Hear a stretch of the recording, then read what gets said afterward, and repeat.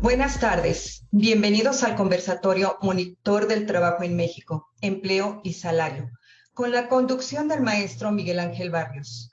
Hoy lo acompañan los doctores Ernesto Henry Turner Barragán y Enrique de la Garza Toledo, con quienes charlará sobre el trabajo en los sectores económicos y sociales mexicanos.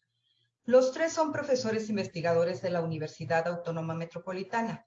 El doctor de la Garza Toledo es doctor en Sociología por el Colegio de México. Tiene postdoctorados en la Universidad de Warwick, Inglaterra, y en Berkeley, California. Fue profesor visitante en la Universidad Autónoma de Barcelona y en la Universidad de Cornell y de Envy, en Francia. Es miembro emérito del Sistema Nacional de Investigadores. El doctor Turner tiene la licenciatura en Ingeniería Mecánica Eléctrica por la UNAM, la maestría en Economía por el Colegio de México y el doctorado en Economía por la Universidad de París en Nanterre. El maestro Barrios tiene la licenciatura en Economía por la Universidad Autónoma Metropolitana, estudios de posgrado por la Facultad de Economía de la UNAM y actualmente es coordinador de la licenciatura de Economía en la misma unidad Azcapotzalco de la Universidad Autónoma Metropolitana. Buenas tardes, maestro Barrios.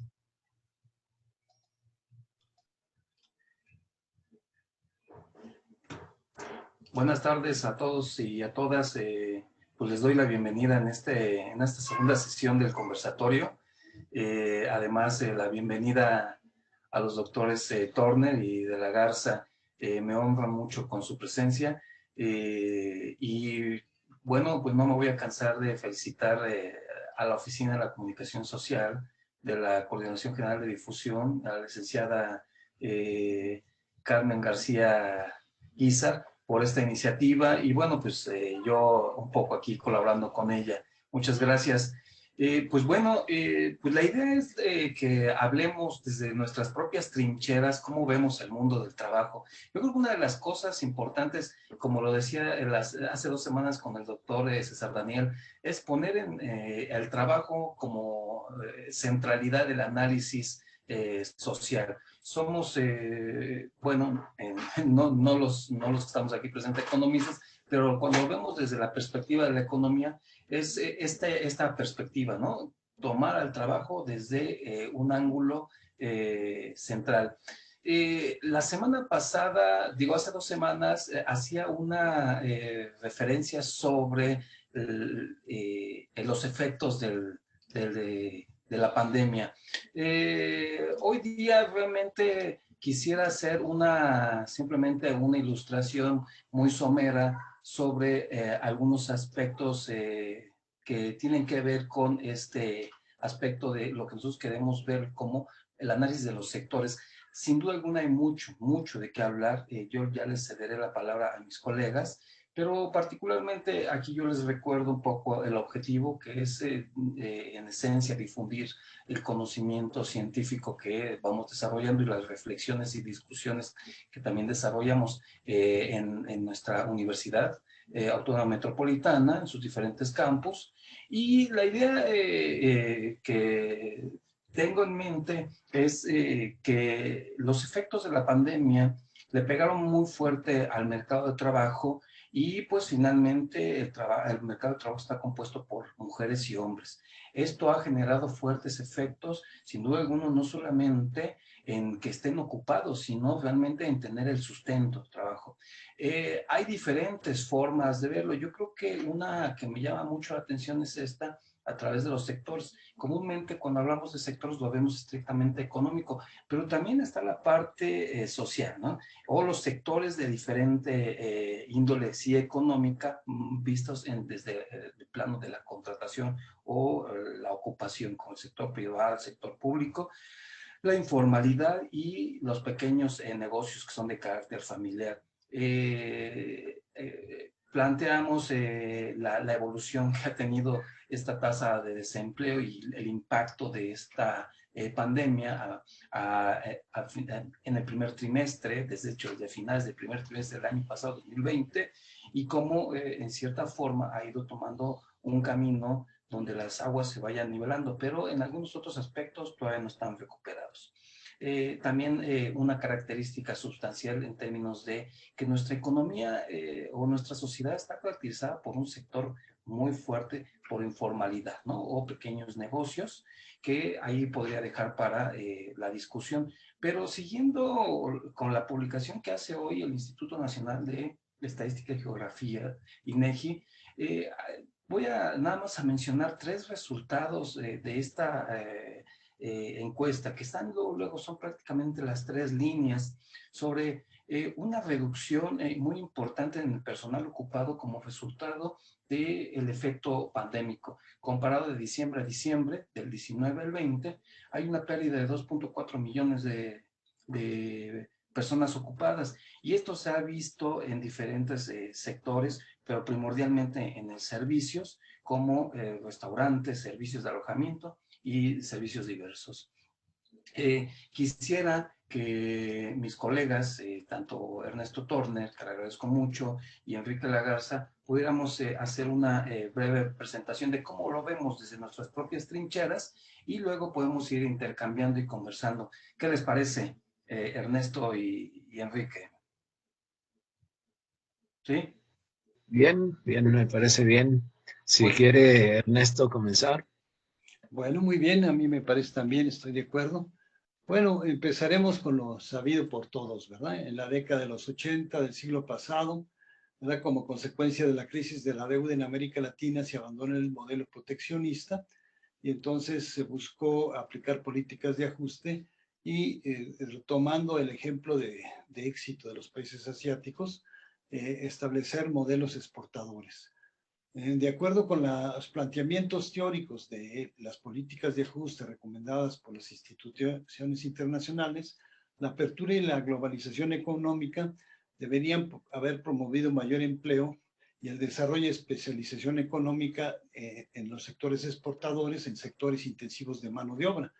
Entonces, el hecho de que se produce, a medida que crecieran las exportaciones en sectores intensivos de mano de obra, cada vez se iba incrementando el empleo hasta llegar al pleno empleo, ¿verdad? Y eso iba a llevar a que subieran los salarios y a que tuviéramos crecimiento un tanto siguiendo el ejemplo de los países asiáticos.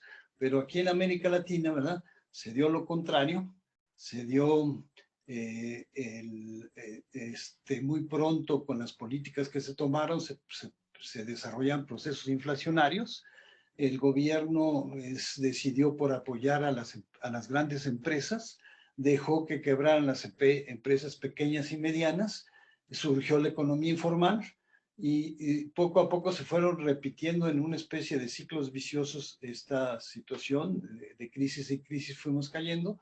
Y en las etapas de las crisis el aumento del desempleo era tremendo y en las etapas de crecimiento pues se mantenía el empleo, pero apenas en términos apenas suficientes, ¿verdad? Y en las etapas de crisis se recrudecía nuevamente el desempleo y el proceso fue tan gravoso, ¿verdad? Que fue no solo en México, sino en toda América Latina, en muchos países de América Latina, poco a poco fuimos llegando a una situación en donde la economía informal, ¿verdad? Y los informales rebasaban a la economía formal. Entonces, digamos, es el resultado también de lo que ahora llamamos el modelo neoliberal, ¿verdad? De poner atención y dar apoyo a las grandes empresas, ¿verdad? De que las empresas exportadoras no fueron las empresas intensivas en mano de obra o si no fueron maquiladoras, empresas maquiladoras, ¿verdad? Con una explotación fuerte del trabajo y salarios bajos, ¿verdad? Y todo ello fue conduciendo, pues, a esta situación. Entonces, bueno, cabría la pena, a mí me gustaría hacer una comparación con el modelo chino, ¿verdad? Con la situación que es el más reciente, ¿verdad? O sea, inicialmente en Asia se desarrolló Japón, Corea, Taiwán, Singapur, ¿verdad? Los tigres asiáticos conocidos, ¿verdad? Pero más recientemente, digamos, el gran desarrollo de China, un país que tenía muchísimos habitantes, y el estar logrando darles a los chinos, ¿verdad? Empleos de alta productividad y que pueden obtener salarios más altos, pues es indudablemente un ejemplo a seguir.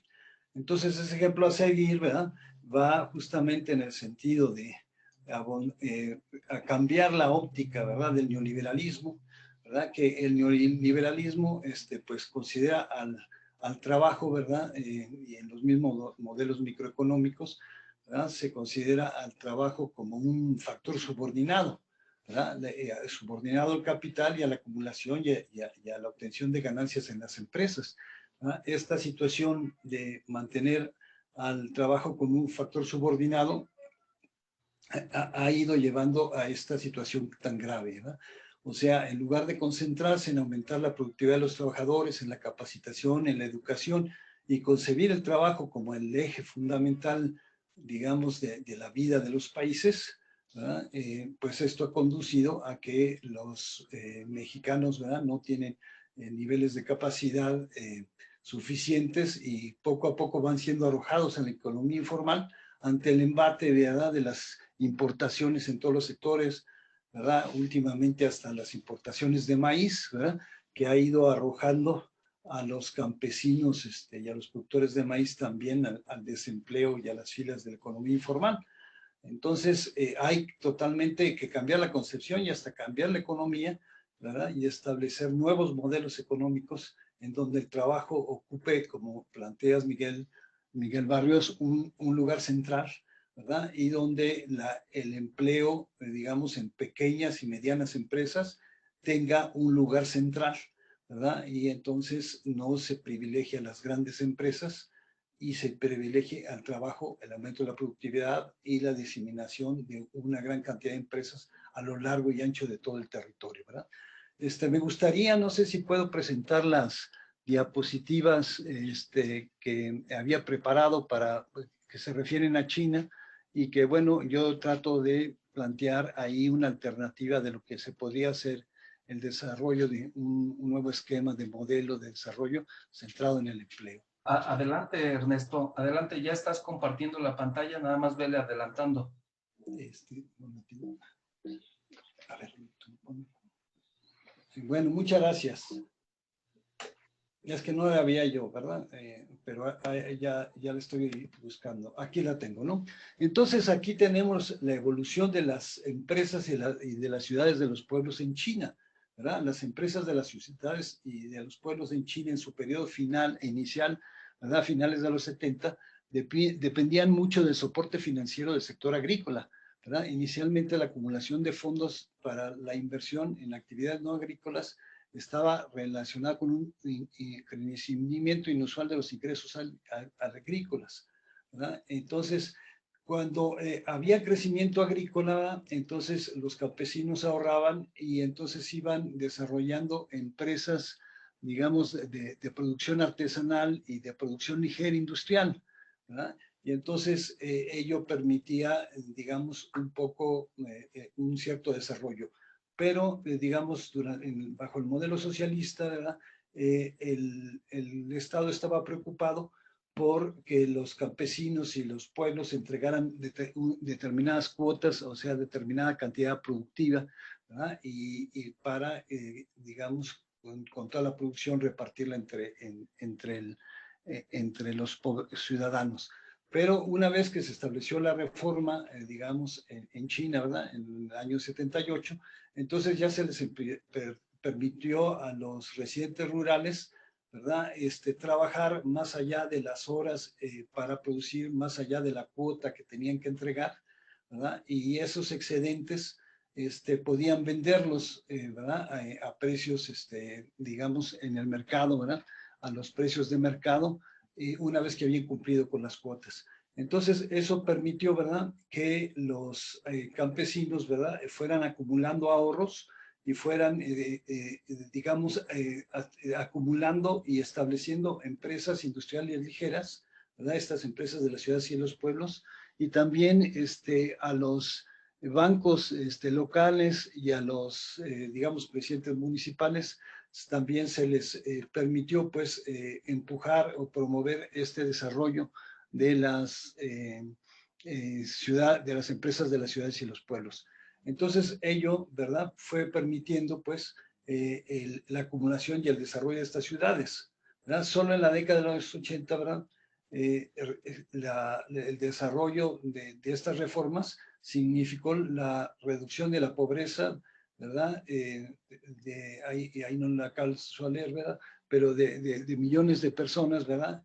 En estos años.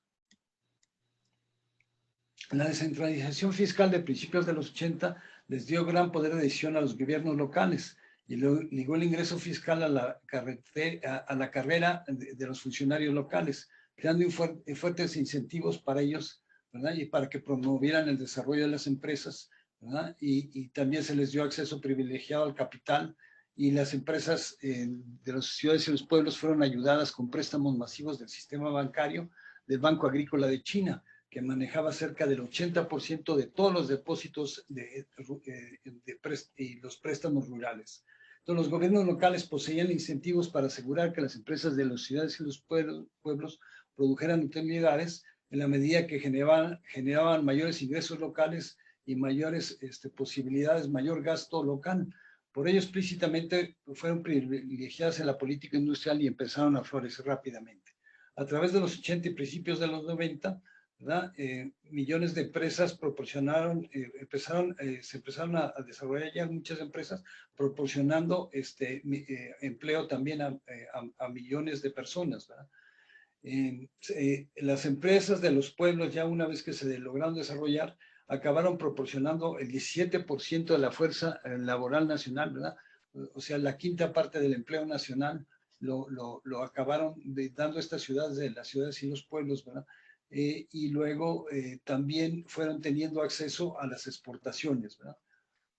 Al final de 92, China tenía 48.200 ciudades y 206.000 pueblos, ¿verdad? Y en cada población que tenía en promedio 18.000 habitantes, o sea, poblaciones chicas, ¿verdad? Estas tenían en promedio 8 empresas, ¿verdad? Y aún las ciudades más pequeñas tenían 1.4 empresas, ¿verdad? Y entonces, hacia 1995, ¿verdad? La producción de estas ciudades representó el 25% del PIB de China, ¿verdad? O sea, estas empresas de las ciudades y los pueblos acabaron empleando al 20%, al 17% de la población china, produciendo el 25% del PIB de China, produciendo 2/3 partes del producto rural y 1/3 de los ingresos por exportaciones, ¿verdad? Entonces, bueno, aquí tenemos un ejemplo, ¿verdad? De cómo digamos, el desarrollo, pues hay que empezarlo así, así se ven las experiencias asiáticas, ¿verdad? Muchas veces el desarrollo empezó por una reforma agraria, por el reparto de las tierras y por incrementar la producción en el sector primario y la producción de alimentos, ¿verdad? Por asegurar, digamos, la sustentabilidad alimenticia, ¿verdad? Y no depender de otros países. Y entonces, una vez que se aseguraba eso en los sectores agrícola y en los sectores ganaderos, ¿verdad? Con la producción que se producía en esos pueblos, se iban implementando la industria ligera, ¿verdad? Y la industria exportadora, ¿verdad? Hay pueblos especializados, ¿verdad? En producir calzado o en producir bolsas digamos, de las marcas, o en producir productos que exportan a los países, un solo pueblo, ¿verdad? Especializado en un producto que exporta al extranjero.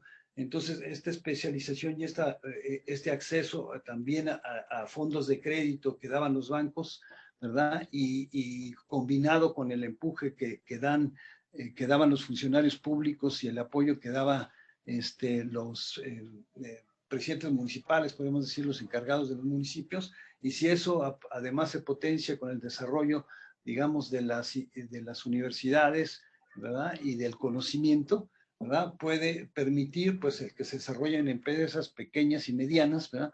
Y que se vaya, digamos, dando lo que se prometió, ¿verdad? Que efectivamente vaya empleándose en los sectores intensivos en mano de obra, ¿verdad? Y que son los sectores, digamos, agropecuarios, de industria ligera, ¿verdad? Y algunos sectores exportadores, ¿verdad?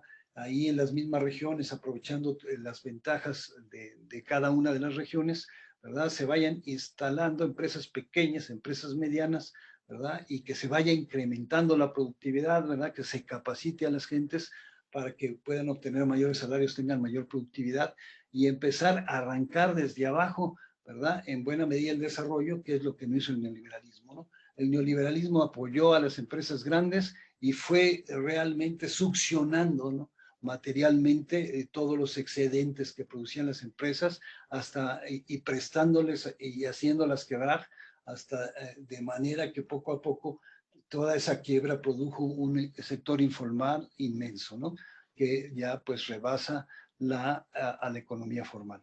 Básicamente pues sería un esquema general, ¿no?, de cómo yo veo la situación y la evolución de lo que ha pasado, y una explicación de por qué en América Latina pues hemos tenido un fracaso, y en China y en otros países asiáticos, ¿verdad?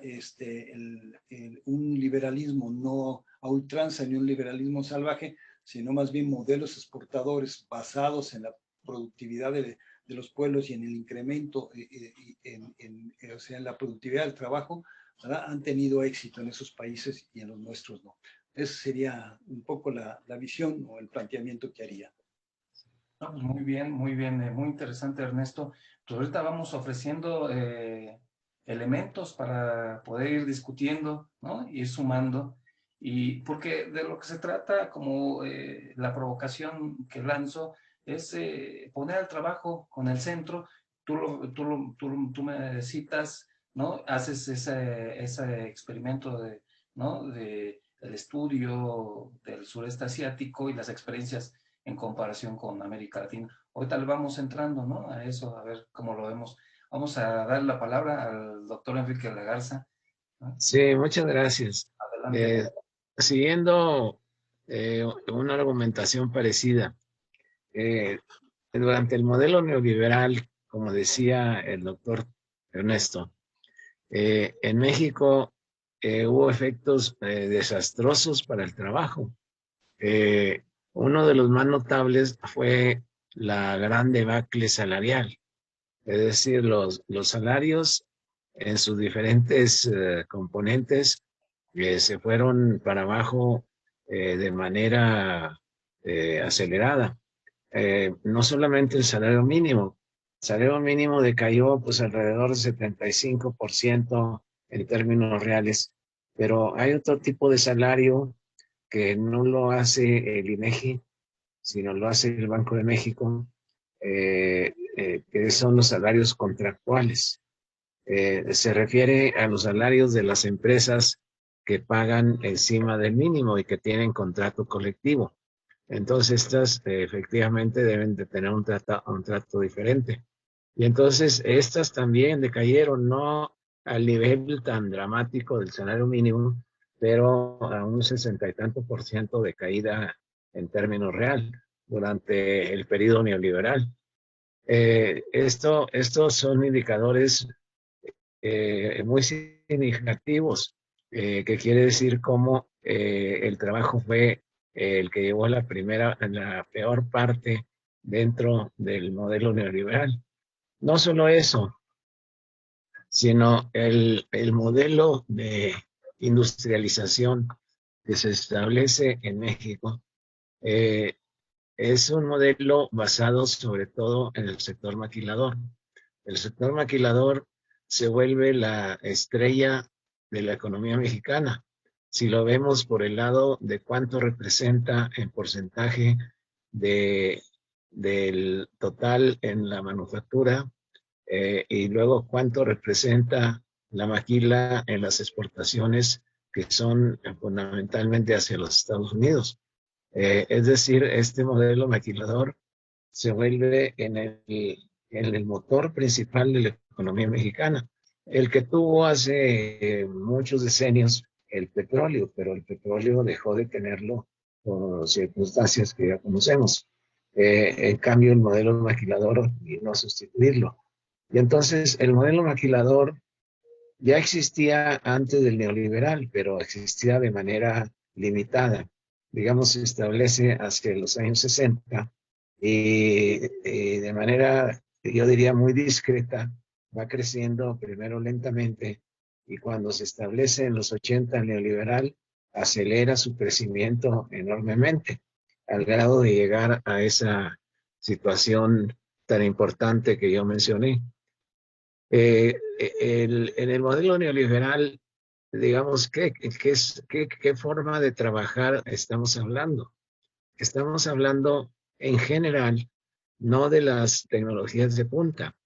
O sea, este tema se discutió muchísimo con algunos investigadores, sobre todo el Colegio de la Frontera Norte, y ellos insistían en que no, que era una cuestión de evolución, evolucionista, el que la maquila iba de manufactura simple, después aplicaba nuevas formas de organización del trabajo, hasta llegar a maquila de creación de conocimiento, lo cual era bastante increíble, ¿no?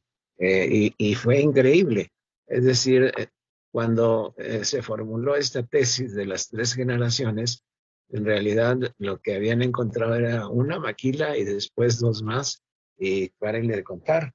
Es decir, había una maquila en Ciudad Juárez, en donde por circunstancias particulares, la General Motors tenía una planta de diseño de motores, no de fabricación de motores, sino diseño de motores. Y la planta principal de trabajadores pues eran ingenieros de diseño, que no trabajaban con herramientas para hacer una transformación, sino trabajaban con su pensamiento y utilizando mucho la computación. Y entonces de ahí se basaban en que había ya una 3.ª generación en México. Pero esto no convenció a mucha gente, y cuando se quiso encontrar más casos, pues realmente no aparecían, porque las maquilas estaban dirigidas sobre todo hacia manufactura de autopartes y de productos de ensamble, como televisores y otros. La misma ropa se le llama ensamble cuando a las piezas de la ropa se le llega a coser. Y entonces ese era el plato fuerte de la maquila, no la creación de conocimiento ni el diseño de, digamos, original, sea de ropa o sea de electrónicas o sea de computación o sea de las propias autopartes. Y entonces también la maquila tenía otra característica, eh, que la gran mayoría de las maquiladoras son subcontratistas o bien filiales de las grandes corporaciones internacionales, sobre todo de Estados Unidos, ¿sí?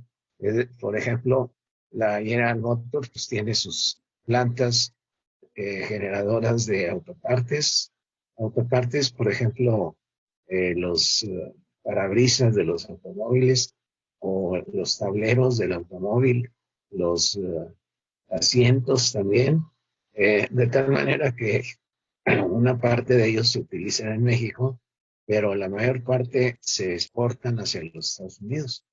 Eh, por eso la gran disputa acerca de si va a significar para los obreros de la automotriz un aumento salarial significativo, lo contenido en el tratado TEMEC, en donde se establece que en la industria de ensamble, en promedio, en el 40%, tendría que haber obreros que en promedio entre los 3 países cobren $16 la hora, lo cual es una cantidad para México muy elevada, no para Estados Unidos y tampoco para Canadá, pero para México sería muy elevada. Y la duda que surge es que se trata de promedio pagado en los 3 países en el 40% del valor agregado en el ensamble, lo cual pues a alguien le puede parecer irrelevante, pero es muy relevante. ¿Por qué? Porque en los automóviles que se ensamblan en Estados Unidos, llevando partes de Canadá, partes de México y también partes de Estados Unidos, ya desde antes del TEMEC, ya en promedio ya se pagaban $16 por hora. pero en promedio. Es decir, siguiendo la regla de TEMEC, no habría que pagar ni $1 más a como se paga actualmente la industria automotriz. Bueno, pero el caso es que ahí estamos hablando de una situación particular que sirvió como gancho, pensando que ahora sí llegó el momento de que los salarios se iban a ir sustancialmente por arriba. Pero lo que pasa es que la mayor parte de las maquilas son maquilas de autopartes. No el ensamble final no es maquiladora, ni está inscrito en el régimen jurídico de la maquiladora, sino los que están inscritos en ese régimen se les considera maquilas.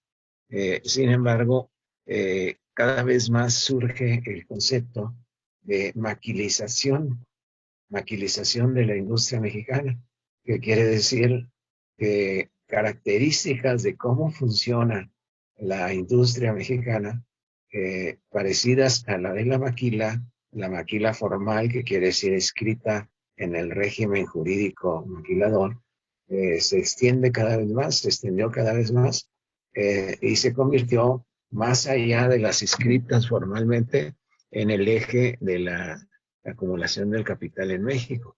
Entonces, en esas condiciones, bueno, hay que señalar otro dato. La maquila formal paga menos en promedio que lo que paga en promedio la manufactura. Claro, una parte importante de la maquila son manufacturas, pero la maquila en promedio paga alrededor del 60% de lo que paga la manufactura.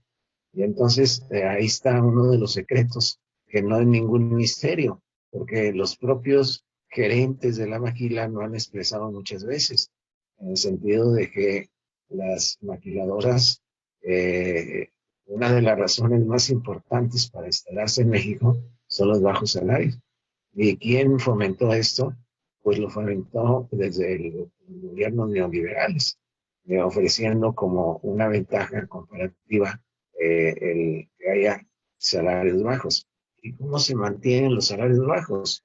Pues no se mantienen por libre mercado, sino se mantienen a través del gran control que los gobiernos han tenido de los sindicatos. Porque entre paréntesis hay que saber que la mayor parte de las maquilas tienen sindicato.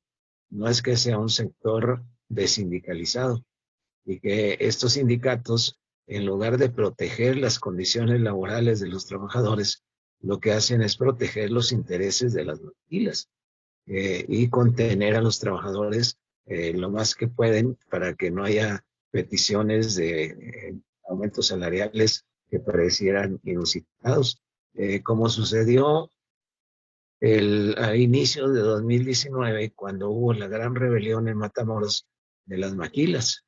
O sea, ahí de la noche a la mañana se pusieron en pie de lucha 40,000 trabajadores, ¿sí?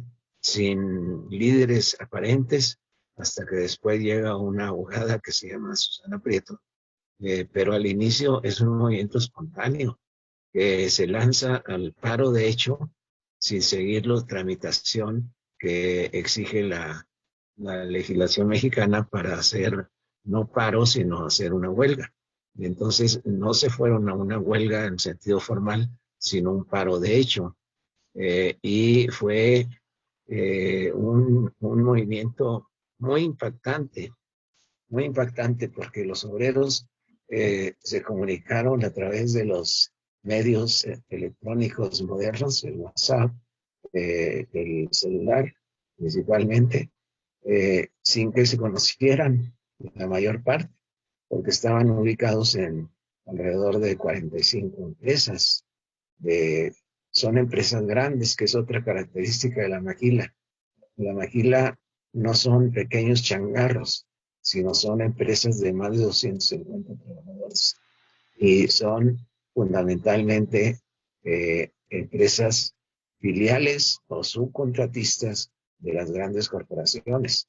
Y entonces, a través de esa comunicación, lograron armar un gran movimiento que paró la mayor parte de las plantas en esa ciudad, ¿sí?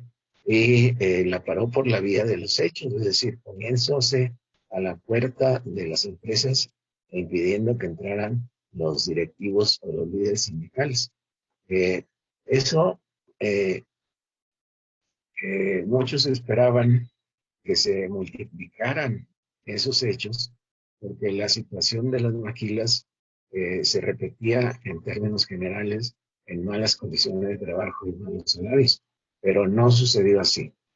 Es decir, al parecer, el gobierno actual pues no ha estado dispuesto a apoyar ese tipo de movimientos por el peligro de que huya la inversión extranjera, que la mayor parte de la maquila es inversión extranjera, digamos asustada de que ya no tiene la ventaja esta de los salarios y que el gobierno va a apoyar estas movilizaciones.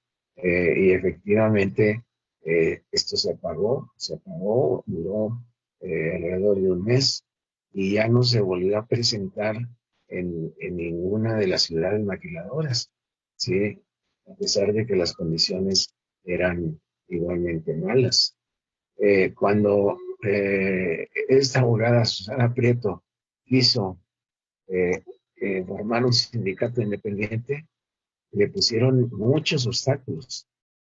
Y al decir de ella, se puede encontrar en las redes, le gusta hablar mucho en las redes, no tuvo el apoyo de la Secretaría del Trabajo, de la federal, sino que esta secretaría se concretó a decir, pues ustedes deben de tener mucho cuidado porque se están metiendo con gente muy poderosa.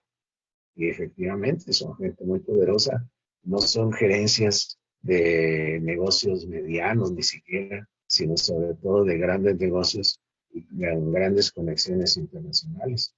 Entonces, se sintió desamparada y trató de replicar a mediados de enero de este año, 2021, lo que sucedió a inicios de 2019, que es llamar a un paro loco de las maquilas.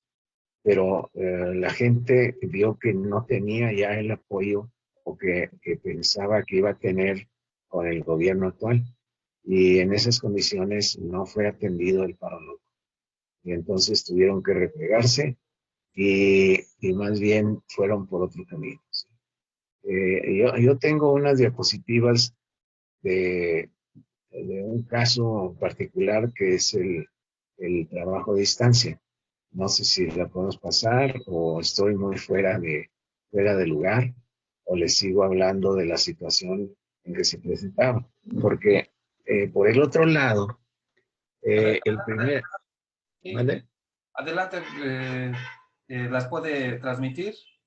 Sí. No lo voy a transmitir, lo voy a decir verbalmente, ¿sí? Okay. Pero nada más quiero completar esta panorámica. He estado hablando del periodo neoliberal hasta 2018. Y entonces, ¿qué pasó en 2019, antes de la pandemia? Claro. Bueno, al trabajo no le fue tan mal, ¿sí? Es decir, los salarios aumentaron en términos reales y tenían años que no aumentaban en términos reales. Empezando porque el salario mínimo se fue muy arriba. El salario en la frontera mínimo se fue al 100%, lo cual no es nada despreciable, al contrario. Y eso pues molestó mucho al sector empresarial. Y todavía en este año el aumento siguió siendo ya no tan sustancioso como en 2019, pero también en el aumento siguió siendo por encima de la inflación. Es decir, la política del gobierno actual es algo contradictorio. Por un lado, no quiere que toquen ni con el pétalo de una rosa al gran capital internacional. Y por el otro lado, sí fomenta, digamos, lo hace de manera consciente, no lo deja a las fuerzas del mercado, que los aumentos salariales se vayan arriba de la inflación. Por ese lado, 2019 no fue un mal año para el sector de los trabajadores, ¿sí? Eso hay que reconocerlo. Pero luego viene la pandemia y ahí la situación cambia sustancialmente, aunque no tanto en términos de salarios, ¿sí? Entonces, pues no sé si voy a estar un poquito fuera de tono, pero quería hablarles con esta intención. Es decir, todos los días o muy seguido en los diarios encontramos páginas enteras que hablan hacia dónde va el trabajo y hacia dónde van las empresas. Y entonces nos hablan maravillas de las nuevas tecnologías en diferentes formas. Y también nos hablan de cómo las nuevas tecnologías son destructoras de empleos, ¿sí? Y que solamente los que tengan habilidades digitales, o sea, conocimientos computacionales, conocimientos de informática, pues van a conservar sus empleos y que los demás van a ser sustituidos por las máquinas. Bueno, esto es una polémica internacional. Para aquellos que sostienen que viene o ya está en camino la cuarta revolución industrial, el problema es que los que ven muy optimistamente en el periódico Reforma, cada rato salen estos pronósticos de por dónde va la economía a nivel internacional con toda la pandemia, ¿sí? Estos pronósticos parecieran inserciones pagadas a cargo de quienes son comerciantes de estas nuevas tecnologías. Por ejemplo, de plataformas de Zoom, los ponen como una maravilla, ¿sí? O bien muestran datos pues, que son muy dudosos. Hoy en el Reforma aparece que el 50% de las empresas de México están trabajando a distancia, lo cual es increíble. Es decir, en México la gran mayoría son pequeñas y microempresas y no están en condiciones de trabajar a distancia, ¿sí? En cambio, las grandes puede ser, pero entonces manejan con toda liberalidad ese tipo de datos. Ese 50% realmente es increíble. Bueno, yo les quería decir algunos conceptos porque es parte de la polémica del fin del trabajo. En la polémica del fin del trabajo se ha presentado desde la anterior revolución industrial, la tercera revolución industrial, cuando comienza a introducirse en los procesos productivos la computación. Todavía no la informática, porque el Internet estaba apenas por aplicarse, ¿sí? Pero al principio era sobre todo la computadora. Y entonces han surgido muchos conceptos que es necesario ubicarlos en su lugar de unos con respecto a otros. Creo que el más abarcante es el concepto de economía digital, que en un sentido amplio incluye el e-business, el e-commerce, comercio digital o a través de la red, la industria 4.0, la agricultura de precisión, la economía algorítmica, la economía colaborativa y la gig economy. En sentido restringido, los servicios digitales y las economías de plataformas. De plataformas como es el caso de Uber o el caso de Amazon. Y se discute cuál es el impacto que tendría una extensión de esta aplicación de nuevas tecnologías en el empleo. Y entonces hay dos posiciones. Hay una que se le llama destructivista, en donde se trata de una variedad de las teorías del fin del trabajo, en donde, bueno, el trabajo va a ser un bien escaso, no va a haber trabajo para todos, y bueno, pues viene un desastre para los trabajadores, y los trabajadores deben de cuidarse de sus trabajos y calificarse, y no pensar en huelgas ni en movilizaciones, porque eso puede ser peor para ellos. Pero la otra es la teoría sustitutivista, que quiere decir y ha habido otras revoluciones tecnológicas y la consecuencia no ha sido siempre que se tienen menos empleos. ¿Por qué? Porque con las nuevas tecnologías surgen nuevas ocupaciones que hasta cierto punto sustituyen a las que son destruidas, ¿sí? En ambas posiciones las puede haber optimistas en cuanto al contenido del trabajo. Es decir, si hay una tendencia a una mano de obra digitalizada, o bien la polarización de las calificaciones, que quiere decir, efectivamente, no es que vaya a desaparecer el trabajo, sino que los trabajos bien pagados, bien calificados, pues van a ser una minoría y los otros van a ser minoría. ¿Qué quiere decir esto? Que aún con las nuevas tecnologías se puede trabajar con bajas calificaciones. En la base, pues está muy claro. Por ejemplo, piensen en los repartidores de comida. Es decir, los repartidores de comida utilizan una plataforma que supone detrás una tecnología de punta.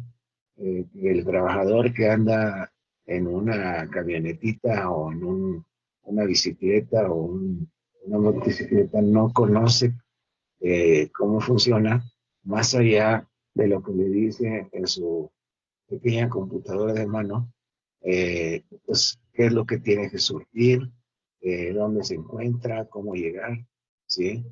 Pero son operaciones muy elementales, no amerita llamarle trabajador calificado.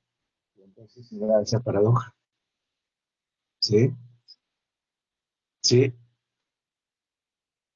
no, no se oye.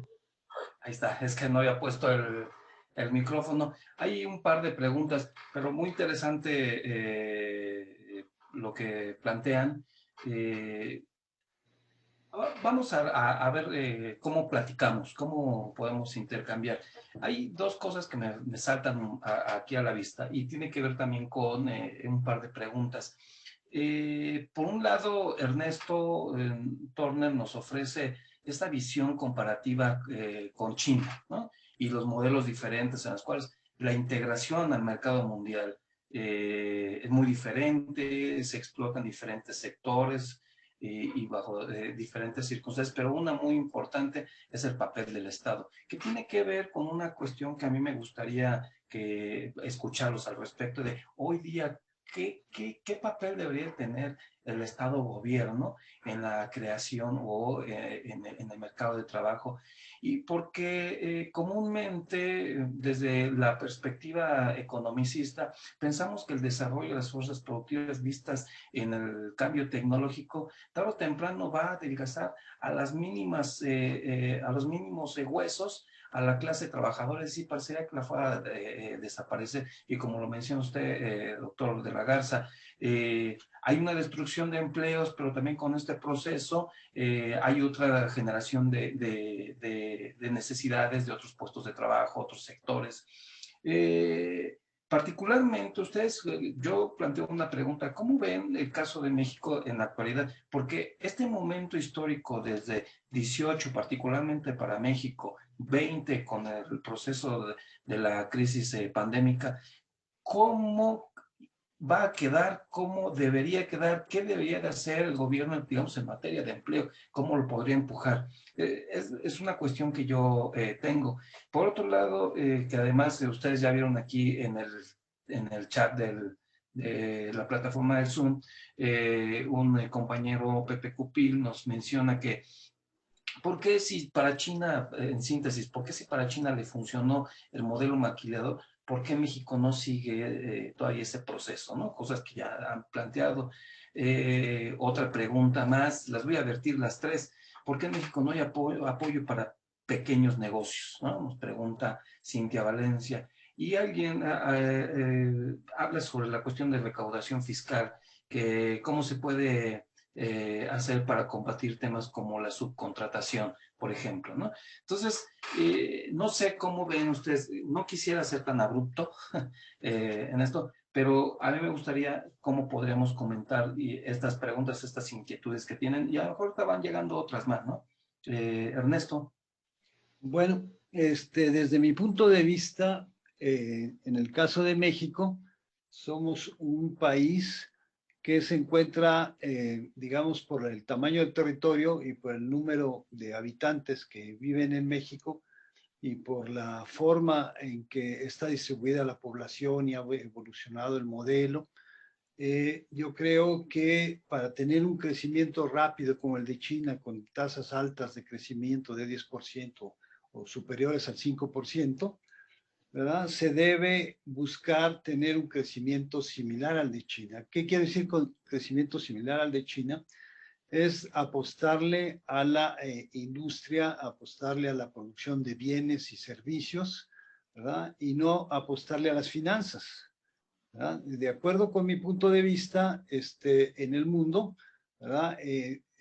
Los dos grandes gigantes, Estados Unidos y China, ¿verdad? Son los que están reteniendo la acumulación del excedente mundial y por eso tienen tasas muy altas de crecimiento o rentabilidades muy altas en el caso de Estados Unidos.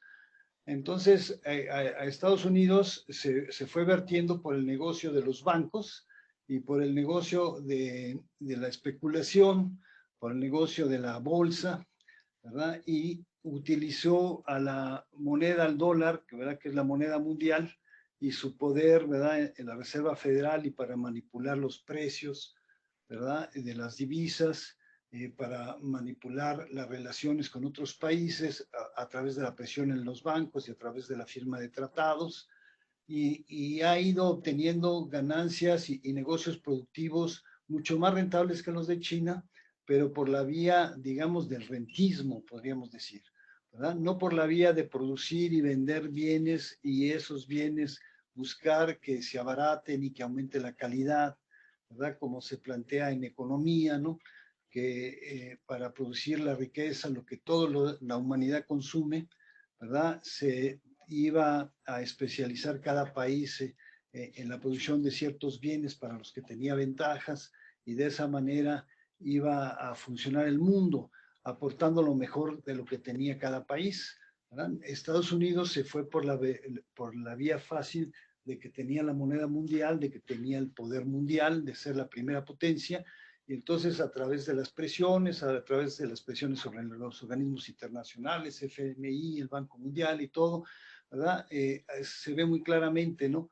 Como en el caso de América Latina, pues ha presionado sobre los gobiernos para apoderarse de los recursos naturales, para bajar los salarios y, digamos, apuntalar las ganancias de las compañías transnacionales, ¿verdad? Y esa es la manera que le ha funcionado y la que le ha permitido mantenerse como la potencia hegemónica mundial, ¿verdad? En el caso de China es el contrario, ¿verdad? Es el caso en donde China se ha vertido a apoyar a sus trabajadores, ¿verdad? Y aumentar la producción, incrementar la productividad, producir para todo el mundo y vender a precios más bajos de los que se produce en cualquier nación y empujar el desarrollo de la tecnología, copiarse los diseños y luego hacer desarrollos tecnológicos propios y en ese sentido pues aprovechar su capacidad, ¿verdad? Ahora sí, si queremos entrar en el trabajo, decimos queremos un modelo en que se centre el trabajo, pues yo creo que ese modelo lo está planteando China, ¿no? Centrarse en incrementar en la capacitación de los trabajadores, ¿verdad? En no, digamos, tener desperdicio en gastos suntuarios en los gobiernos, en no desviar los excedentes, sino en acumular para incrementar la productividad de sus empresas, y eso es lo que le ha estado funcionando. Y yo creo que ese tipo de modelo es el que le puede funcionar más a México, ¿verdad? Siempre y cuando rescate la soberanía, pues sobre la soberanía energética, la soberanía alimentaria, la soberanía sobre el agua, la soberanía sobre los recursos naturales, ¿verdad? Y se inserte de manera muy fuerte sobre la producción de algunas cosas. Por ejemplo, en el sector automotriz, México tiene un importante lugar en la producción de automóviles, pero la producción de automóviles del mañana van a ser coches eléctricos, automóviles eléctricos, y estamos ahorita en la posibilidad de entrar en esa fabricación, ¿verdad? A tiempo y en tratar de competir, ¿verdad? Si el gobierno y las empresas se centran y apoyan los proyectos digamos, de producción de coches eléctricos. Tenemos el ejemplo de Ahmed, un profesor de la UAM que produce automóviles eléctricos y no ha recibido realmente ningún apoyo, podríamos decir, para incentivar la producción y para que México compita en esos sectores.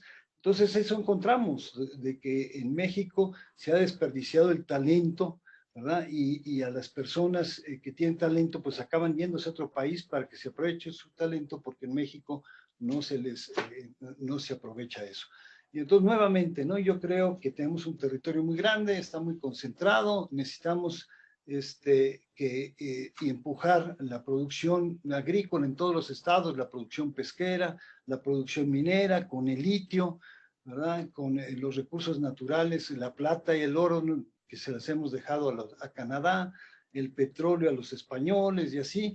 Entonces necesitamos basarnos en esos recursos naturales y impulsar la petroquímica, ¿verdad? Impulsar las industrias alimentarias, impulsar el turismo, ¿verdad? Y que tenemos grandes recursos turísticos y no dejarle todo en manos de las transnacionales y de las grandes compañías y de los ricos, sino que todas esas empresas las puedan tener, puedan ser medianas o pequeñas, ¿verdad? O empresas públicas o cooperativas, ¿verdad? Sí. Necesitamos dar más posibilidades a otro tipo de empresas y no la gran empresa maquiladora, como plantea el doctor Enrique de la Garza, ¿verdad? Y no centrar nuestro desarrollo y el eje central de la economía, la empresa maquiladora, ¿no?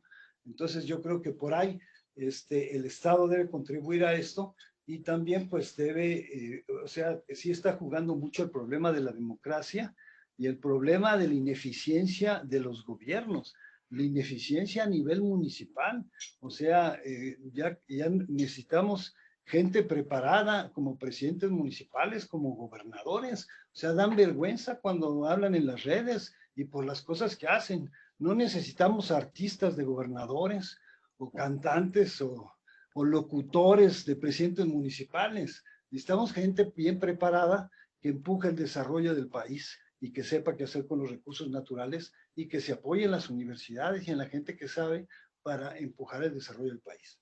Claro, moralmente y éticamente comprometidas, ¿no? Doctor de la Garza, a propósito de estas preguntas que nos divierten el público, hay otra más y podemos seguir un rato más aquí si ustedes así lo deciden también, y de los comentarios que virtió el doctor Turner. ¿Usted cómo ve la situación sobre lo que debería de ser México en materia de, por ejemplo, de servicios? Hace rato mencionaba, ¿no? Un conjunto de elementos, conceptos en torno a la economía digital. Y es posible y es necesario que México, por ejemplo, se sume a esta curva de desarrollo histórico, igual que otros países donde se concentra estrictamente, bueno, no estrictamente, sino predominantemente en los servicios. Es decir, todavía tenemos un resquicio de poder rescatar espacios, como menciona el doctor Turner, de esta soberanía sobre los recursos naturales y poder generar más unos procesos integrales internos que fortalezcan nuestro mercado nacional y productivo también, ¿no? ¿Cómo lo ve usted? Sí, bueno, antes de la cuestión de los servicios, yo quisiera abundar más sobre las maquilas. ¿Por qué? Por la importancia de las maquilas para la economía nacional. Digamos, no es un sector, sino de primera importancia. Y entonces, las maquilas están basados en un decreto, el decreto maquilador, es decir, es un instrumento jurídico, ¿sí? No es el libre mercado que trae a las transnacionales a volverse maquiladores, sino es un decreto que, por cierto, surgió en el periodo de sustitución de importaciones, curiosamente. En los años 60 nadie pensaba en el neoliberalismo. Y entonces los neoliberales hicieron una operación, traicionando un poco sus principios, en donde un instrumento propio del periodo de sustitución de importaciones, pues lo transformaron en otro muy efectivo para el funcionamiento neoliberal. Y entonces, ese instrumento no obedece a cuestiones de libre mercado. Y en esa medida puede ser reutilizado. Les pongo, sin detallar, el decreto de la maquila. El decreto de la maquila, bueno, ha cambiado muchas veces. Entonces, bueno, alguien se podrá interesar en ver los cambios que ha tenido. Pero básicamente lo que hace el decreto de la maquila es quitar impuestos de importación, ¿sí? A maquinaria, equipo, materias primas que vayan a ser destinadas a la exportación como productos terminados, ¿sí? Aunque ya se permite que se vendan en el mercado interno. Si son exportados estos productos terminados, se le quita el IVA, el valor agregado, el impuesto al valor agregado, y se le quita el impuesto a la exportación. Es decir, en primera instancia, antes que los salarios, el anzuelo del decreto maquilador fue a través de exención de impuestos, ¿sí? Pero esta exención de impuestos jugó en contra de la modernización de la industria mexicana. ¿Por qué? Porque, digamos, llegaron como maquilas las que estaban basadas en bajos salarios, ¿sí? Y de esa manera hicieron pues todo un gran negocio, aprovechando los impuestos que les quitaban para lo que fuera exportado. Bueno, eso podría transformarse. ¿Por qué? Porque es un decreto y el gobierno puede cambiar los decretos sin necesidad de una ley. No es una ley, sino es un decreto. Y entonces en el decreto podría ponerse condiciones muy diferentes, no a lo que se importe para luego ser exportado, sino que se le ponga como condición a lo que se establezca en el país, ¿sí? Sea de capital nacional o también de capital extranjero, y que haya un compromiso de engancharse con cadenas de distribución internacionales. Es decir, que no es lo mismo, porque aquí es un decreto que se ha vuelto un obstáculo para la formación de clústeres. Es decir, la maquila acaba de hacer un trabajo muy interesante, Clemente Ruiz Durán, de la Facultad de Economía de la UNAM, en donde, utilizando técnicas avanzadas estadísticas, sin entrar a explicarlas, calcula que en la maquila en promedio hay un eslabón de encadenamiento nacional hacia atrás y un eslabón hacia adelante. Es decir, casi nada. Cuando que la cadena productiva internacional de automóvil, estoy hablando de los automóviles, puede tener muchos eslabones que vienen de China, de Filipinas, de, de Japón, de los Estados Unidos mismos, ¿sí? Pero, digamos, estas empresas transnacionales no les ha resultado atractivo instalar esos eslabones en México, al grado de que también ha sido muy ilusorio los que hablan de la formación de clústeres en territorio mexicano, ya sea de empresas transnacionales o con empresas nacionales.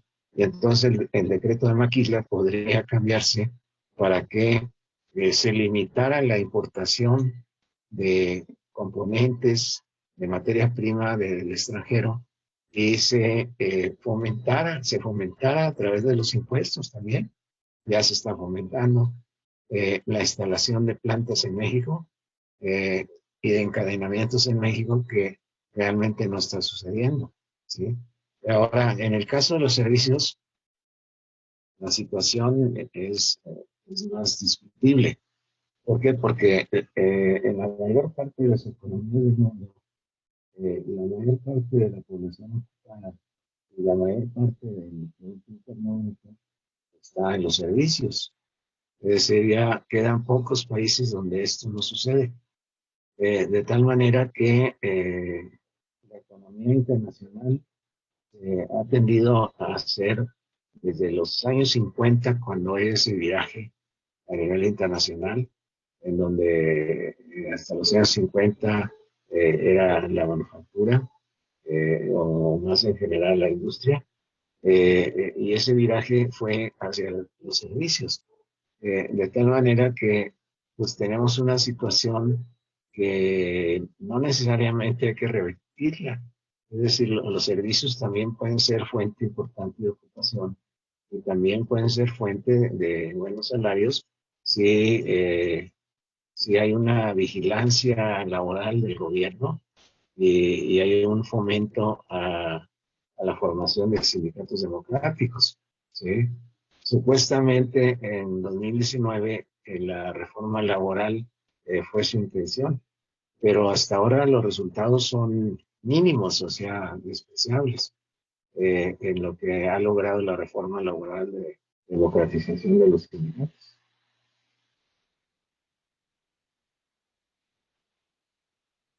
Ahí estoy, ya, que tenía cerrado el micrófono. Bueno, pues han llegado varias preguntas, ustedes las tienen ahí a la vista, y las cuales se pueden ir también vinculando, pero no sé, miren, ya nos pasamos de la hora que comúnmente tenemos acordada para hablar, pero a mí me gustaría que vayamos cerrando, ¿sí?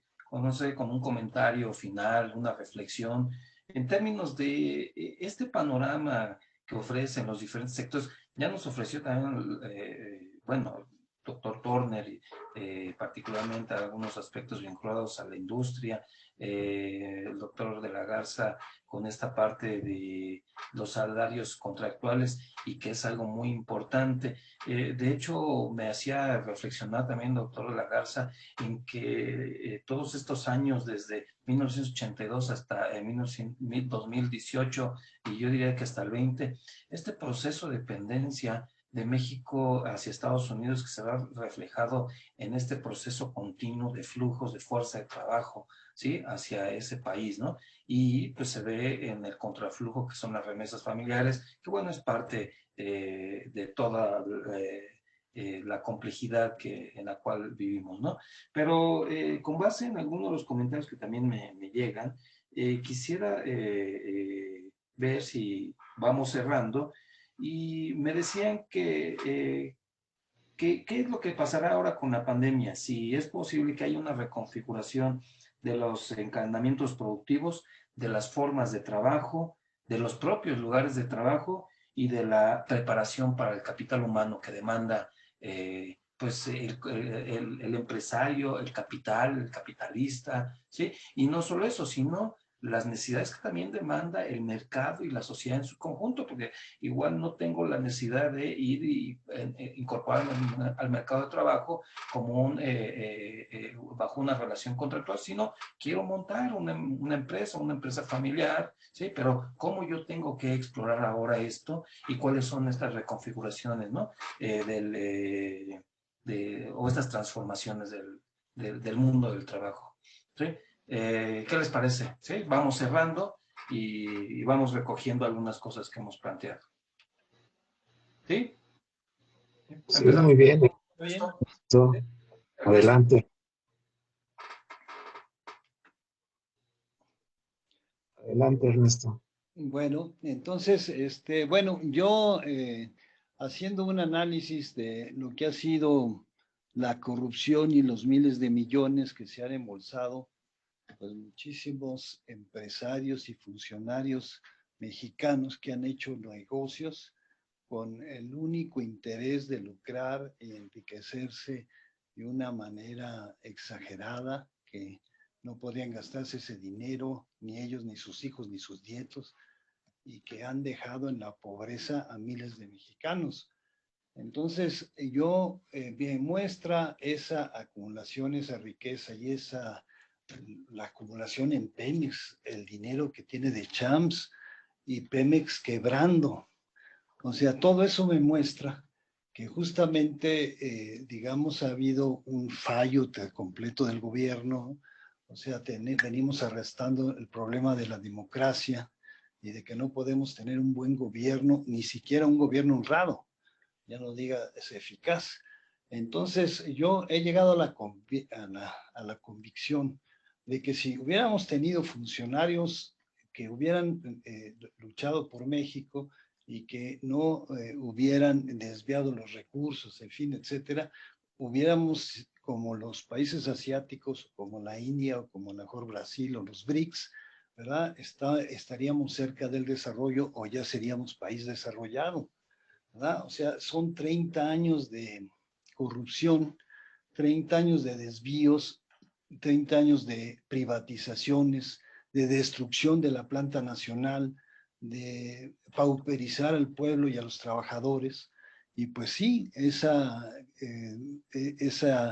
manera de hacer las cosas, pues no podía desarrollar el país. Era imposible que el país se desarrollara con esas mafias en el poder, la verdad. Entonces, yo estoy seguro que, criticamos mucho al modelo neoliberal, pero aún, digamos, bueno, se mezcló con todo lo de la corrupción y se mezcló con el narcotráfico, y si no nos hundió el modelo liberal, nos hundió la corrupción y nos hundió el narcotráfico, y entre los tres, pues nos tienen como estamos. O sea, es la potencialidad que existe y la posibilidad de hacer negocios y de sacar al país adelante es muy grande, ¿verdad? México es un país con muchos recursos, con una gran cantidad de una población económica activa muy fuerte, con gente muy capacitada, mucha gente que ha estudiado, mucha gente que egresa a las universidades, mucha gente que se está preparando, y pues con digamos en términos que se usan, pues capital humano, que se usa ahora, ¿verdad? Con un capital humano pues muy en condiciones de competir con el capital humano de cualquier país. Y además de eso, pues existe la potenciación que da la economía de la información y las comunicaciones, que da la informática. O sea, todas esas técnicas nuevas, todas esas tecnologías nuevas, no pueden sino potenciar el trabajo. No pueden sino hacer que si las empresas pequeñas no podían tener éxito, ahora lo pueden tener, porque las empresas pequeñas se pueden asociar, se pueden formar redes, pueden establecer la venta a distancia, ¿verdad? Y la mercadotecnia a distancia, tanto en el país como fuera del país. Entonces, las tecnologías de la información bien aplicadas, los desarrollos tecnológicos, los cambios tecnológicos que se están dando, si son bien aprovechados, no pueden sino potenciar más todavía la productividad, digamos, del trabajo. Entonces, yo en ese sentido, ¿verdad? Vuelvo a lo mismo, ¿no? Si todas estas tecnologías quedan en manos, pues, de los grupos de Iberdrola y de las grandes compañías y de que van a apropiarse de energía, dizque para producir energías limpias, y cuando nos van a subir los precios de la electricidad y vamos a tener fallos y vamos a depender de todo, etcétera. Si dejamos que las tecnologías las manejen las grandes empresas y las manejen los funcionarios corruptos, pues les servirán para llevar sus capitales a Andorra y a lo mejor hasta la Luna. No debemos dejar pues las tecnologías en manos del gran capital, que lo que busca, ¿verdad?, es enriquecerse y ya de una manera desmedida y digamos, sin ver si está destruyendo el mundo, el medio ambiente o no, ¿verdad? Es necesario que nos apropiemos, ¿verdad?, de las tecnologías, ¿verdad? Y como por ejemplo aquí en la UAM se está viendo, antes dábamos nuestros cursos digamos, presenciales a 30, 40 personas. Ahora esos cursos se podrían dar y impartir en otros países y en otras ciudades, y un solo profesor podría darle curso a 500, a 1000 personas o a muchas más personas, y el acceso del conocimiento y la difusión tecnológica cada vez se vuelve más factible, ¿verdad? Pero claro, por ahí están Biden con los permisos, con que se quieren apropiar ahora del conocimiento, ¿verdad? Y que pague uno licencias por usarlo, el conocimiento, y por usar a veces cosas anodinas, ¿no? Como puede ser, digamos, en el caso de las empresas hoteleras o de las empresas restauranteras, que a veces cobran como tecnología el hecho de que uniforman a sus empleados de color rosa y les cortan el pelo y les ponen aretitos chiquitos, y eso es transferencia de tecnología, o sea, adoptar las mismas formas de organización que ellos, ¿no? Y entonces, ahora, digamos, quieren, si un país se desarrolla y se apropia de la tecnología, ya sea copiándola o desarrollándola o pagándola, ¿verdad? Y si los países menos desarrollados con enormes esfuerzos van logrando acortar la brecha tecnológica con los países desarrollados, pues muchos países desarrollados no están de acuerdo en que les acerquemos, ¿verdad? Necesitamos que todas las ganancias o todo lo que podamos obtener de ese acercamiento y de esa reducción de la brecha tecnológica se los paguemos como regalías, ¿verdad? Por haber usado su tecnología, ¿verdad? Eso ya, entonces, digamos, ese es un gran problema que se va a enfrentar, ¿verdad? El de que se plantea el derecho al acceso al conocimiento, el derecho al acceso a la tecnología de nivel universal, ¿verdad? Y que los pagos tecnológicos, pues, no se conviertan en verdaderas rentas, ¿no? Que cobren nuevamente los países como Estados Unidos o los países desarrollados, que ya en lugar de desarrollar la producción, las tecnologías, etcétera, ¿verdad? Se vuelven rentistas y nos quieren cobrar, ¿verdad? Por los desarrollos que tenemos. Entonces, yo en torno a la tecnología, o sea, ahí está Castells, ¿no? Un gran economista, ¿verdad? Que centra en buena medida en el desarrollo de las ciudades y en los desarrollos de la economía de la información, de la informática, ¿verdad? Y de las comunicaciones, ¿verdad? Y que plantea que el futuro está en esos sectores, y evidentemente que hay que impulsar esos sectores y, digamos, hacerse y apropiarse de esas tecnologías, ¿verdad? Porque, bueno, pues ya lo vemos, hasta los rumanos, ¿no? Se intervinieron los cajeros en Cancún, ¿no? Y se enriquecieron enormemente, no con grandes desarrollos tecnológicos, ¿no? Sino copiando las claves de los cajeros y haciendo robos, ¿verdad? Ahora sí, hasta el crimen organizado usa la tecnología, ¿no? Entonces debemos evitar eso, que el crimen organizado y los criminales delincuentes bajos como los de cuello blanco, ¿verdad? Nos alejen de la tecnología y del uso del conocimiento, que eso sí, ¿verdad? Eso sí yo creo que es la clave para que el trabajo y los obreros tengan mejores salarios y puedan progresar y los países marchen hacia adelante, ¿no? Bueno, eso plantearía porque ya te andamos cortos de tiempo. Ya no quiero Gracias, Ernesto. más.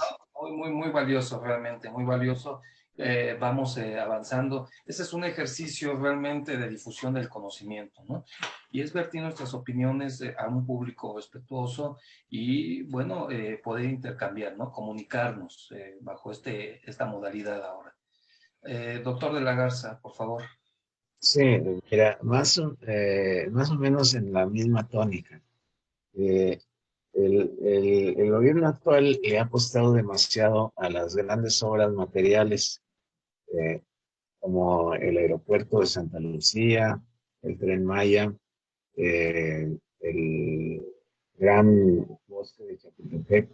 Pero los datos que han aparecido es que una vez que estén construidos, porque en la etapa de construcción se necesita más mano de obra parecida a la de albañiles. Pero ya cuando esté funcionando normalmente, pues el impacto en el empleo no va a ser tan importante como fuera deseable.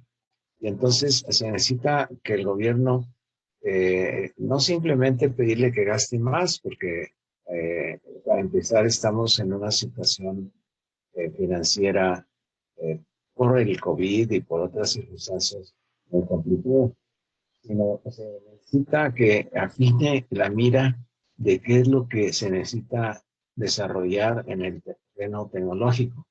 Y yo creo, coincidiendo con Ernesto, que un punto clave es desarrollar las habilidades en términos computacionales e informáticas, ¿sí? Y no meterse en cosas muy sofisticadas que son más bien para empresas muy ricas. Por ejemplo, el 4.0, esa es una tecnología muy complicada que apenas la están instalando incluso en Alemania. Entonces debe tener la mira muy, muy clara, en donde la población necesita ser educada en esto. Y entonces necesitan grandes programas educativos, ¿sí? Educativos en programas no tan complejos de computación, en el Word, en el Excel, etcétera, que permitan la comunicación a distancia, permitan la venta, la comunicación para la compra, en una población en donde la cultura digital pues, no es tan amplia. Empezando porque una parte importante de la población no tiene acceso a Internet y otra parte no tiene acceso a computadora. Y entonces, si ha hecho el esfuerzo del gobierno durante la pandemia de proporcionar computadoras a los estudiantes, bueno, con mucho mayor razón, proporcionar computadoras a los negocios pequeños, medianos, cuando lo necesiten, y proporcionar cursos de capacitación.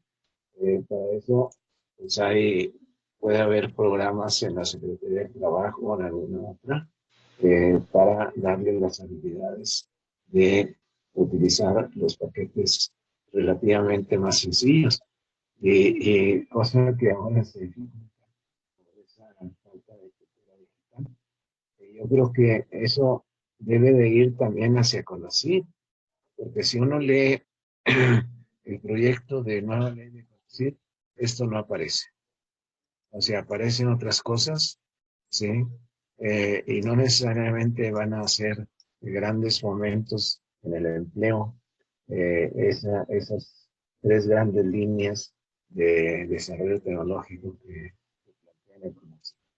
Yo creo que se necesita del gobierno de una asesoría más especializada, no simplemente de buenas voluntades, con un punto de vista humanista, sino un punto de vista un poco más pragmático de cómo los pequeños negocios pueden prosperar en una situación donde los grandes negocios tienen muchas ventajas.